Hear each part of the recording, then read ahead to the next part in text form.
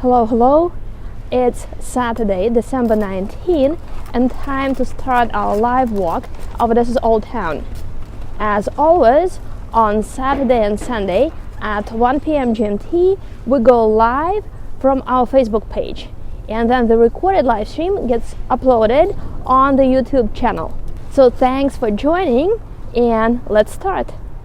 I did a live walk of this boulevard about a month ago. You can look it up here on the YouTube channel. The live stream is called Primorsky Boulevard. We walked along this boulevard, then turned into this lane and walked along the lane. Today we're going to continue exploring this residential neighborhood. We'll look at two quite famous in the city palaces, look at the harbor and commercial port, and uncover why the only bridge built in the old town in the Soviet times is called the Mother-in-Law Bridge. This lane is called Vorontsov Lane, after Odessa's very prominent governor. This governor, when he settled in the city, purchased this area on one end of the boulevard and built his private residence.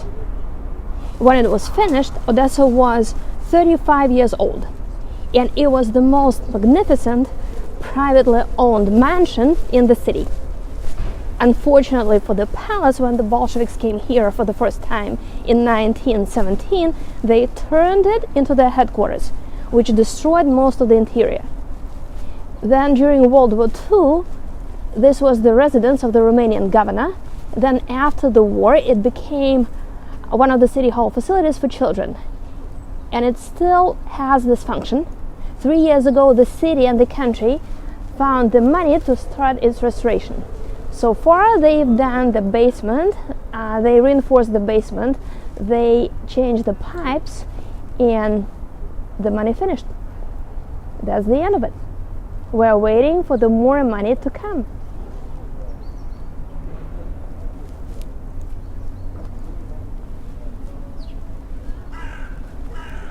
Originally, that building down the road was the stables for horses. Let me bring up the view. The first floor was for horses, and the second floor, with much smaller windows, was for servants. Today it's used for ballet classes.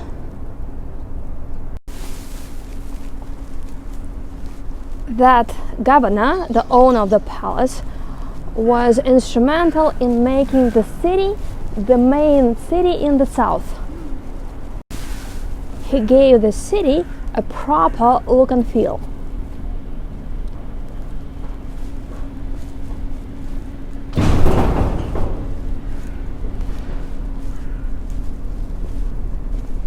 And here is a very interesting monument. We have a tradition in the city. Every year on the city's birthday, a new statue or a new monument gets opened. This one was opened about 3 years ago. On the top is a big bowl. Similar bowls were used by ancient Greeks to drink wine. The ancient Greeks were mixing wine with water not to get drunk quickly. That's why the bowl is quite big. On top of the bowl is the grape vine, which symbolizes the fact that the ancient Greeks are the first known winemakers in the region. And here are the names of the ancient Greek settlements along the Black Sea coast.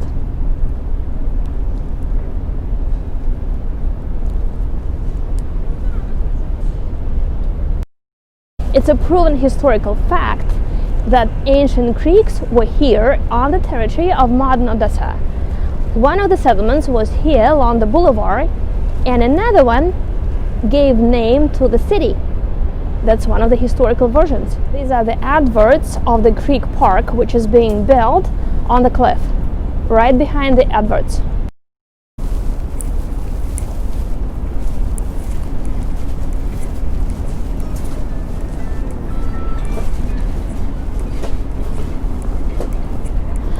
Although the building is under restorations, it's still being used. On the second floor, there are different administrative offices.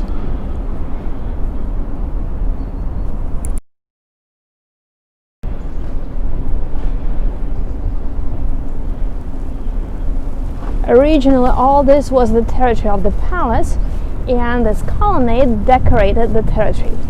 It was a trend in the early 1800s to decorate the estates with a classical Greek-style colonnade.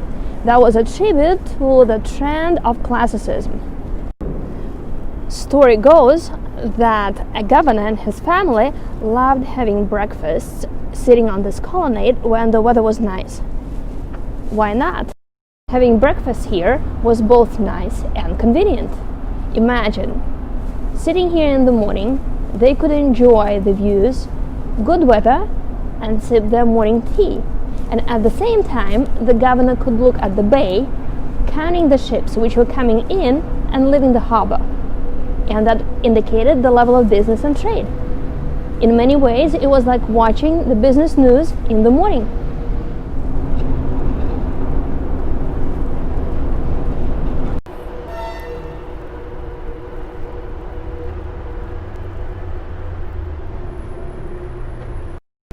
The restorations of the colonnade were finished last year on the city's day, and during these restorations the historians and archaeologists found this amphitheater, which was covered with concrete and ground either by the Romanians or by the Soviets.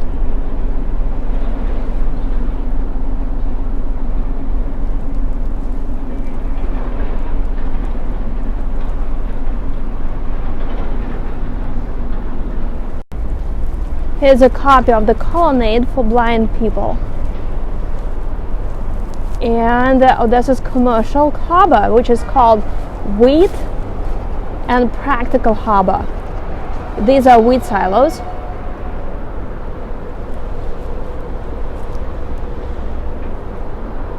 The city continues on the other side of the bay.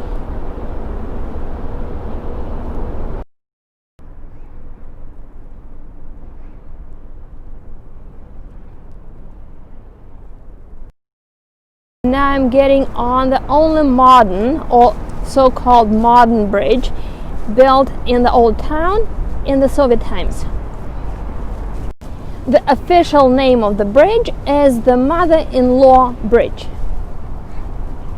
Story says it that the mayor of Odessa in the late 1960s lived in that part of the old town, on the boulevard where we started our live walk. His mother-in-law lived in another part of the city, on the other side of the bridge. He visited her often, so he wanted a shortcut. That's why the bridge was built. Although the official reason for its construction was the 50th anniversary of the Communist Revolution in 1917. 8 years ago, the gates of the bridge were packed with the locks. There was a tradition in the city for people who were getting married to come here and put a lock on the gates and then throw away the key. And then the city administration people were coming and cutting them off because they were making the bridge way too heavy.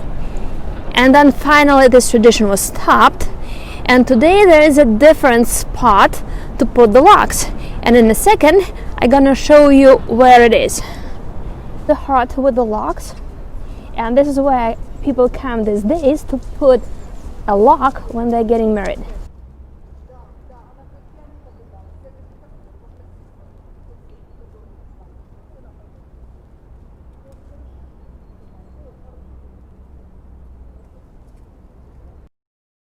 And here is the corner of Old Odessa.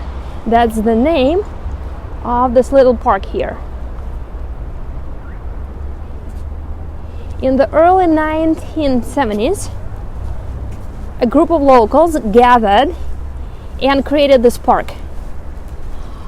All artifacts are old and were brought here from old Odessa's courtyards, with the exception of this bridge, which was manufactured in that period, in 1970s.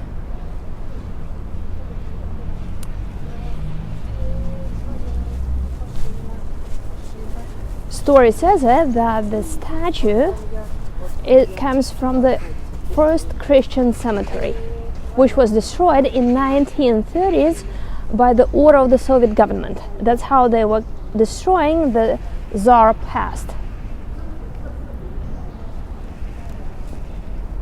So the cemetery was destroyed, but the order was given to bring nice statues from the graves to decorate the city center.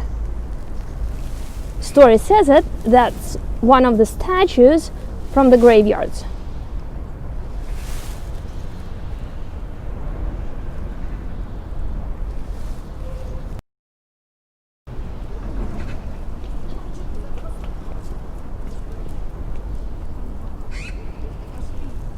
The spot is cobbled with Italian lava blocks. This is Italian lava. You can see the same lava blocks in Naples.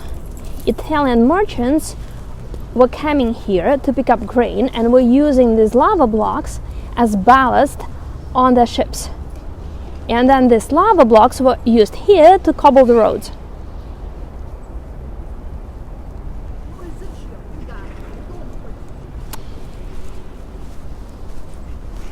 A little coffee place.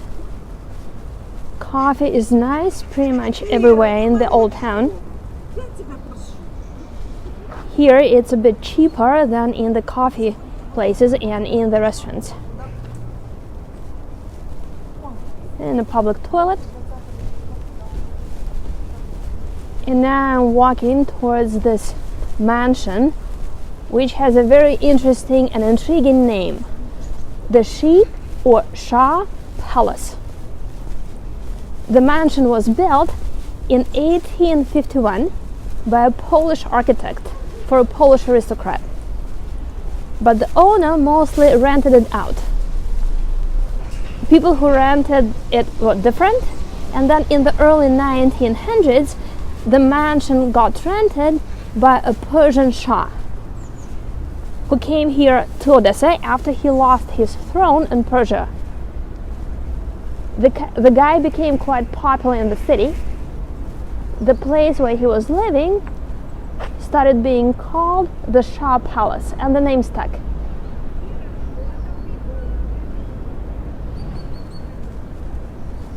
Today this building is privately owned and is used for commercial purposes.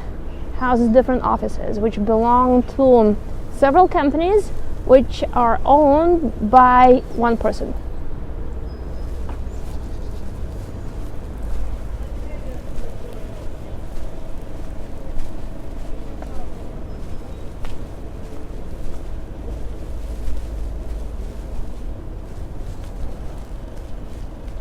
It's one of the few buildings in the old town designed in pseudo-Gothic style. In the late 1990s and early 2000s, the city's administration started selling historical buildings to individuals or commercial organizations on a condition that they would restore the facades. That's the case with this building. And since that time, it's been privately owned and used commercially. In the Soviet times, it housed different government organizations. And here is the Soviet time apartment block, built in 1950s to replace a building destroyed in World War II bombings. It looks pretty ugly, but to get an apartment in such a building in the Soviet times was a huge luxury, because it was your own apartment in the city center, in the old town, with a sea view, a bathroom, a toilet, and a kitchen. And that was a huge luxury, because most of the apartments in the old town were communal flats and people were sharing a bathroom, a toilet, and a kitchen.